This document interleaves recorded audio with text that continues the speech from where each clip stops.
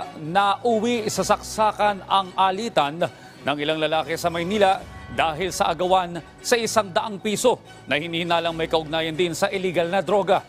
Si Bien Manalo sa sentro ng balita. Makikita sa CCTV na ito ang lalaking nakasuot ng black t-shirt na papatawid sa Santa Cruz, Manila. Ilang saglit lang ay biglang tumakbo ang lalaki. Dito na niya inundayan ng saksak ang isa pang lalaki. Naghabulan ang dalawa pero hindi na nahagipa sa CCTV ang kanilang saksakan. Maya-maya pa ay makikitang tumatakbo papalayo ang lalaking nakaitim na hinahabol ng isa pang lalaki. Ang mga lalaki, kapwa may mga saksak na pala sa iba't ibang bahagi ng katawan. Narinig ko may nagsisigawan. Nakita ko may tumatakbo lalaking nakaitim. Hinabol ko. Pagkatapos nakita ko yung pamangkin ko sumisigaw ng magnanakaw.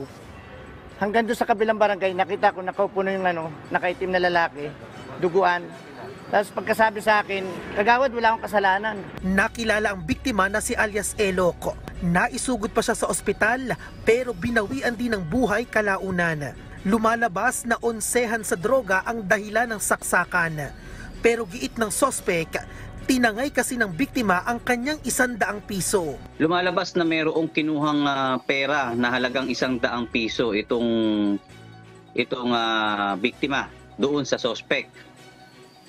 Pero ginigit nitong sospek na kaya niya unang hinabol ng saksak itong biktima ay dahil kinuhang pilit nito yung 100 piso niya. Siguro drugs nga yun kala nung isa, totoong drugs yun, kaya hindi na ibigay.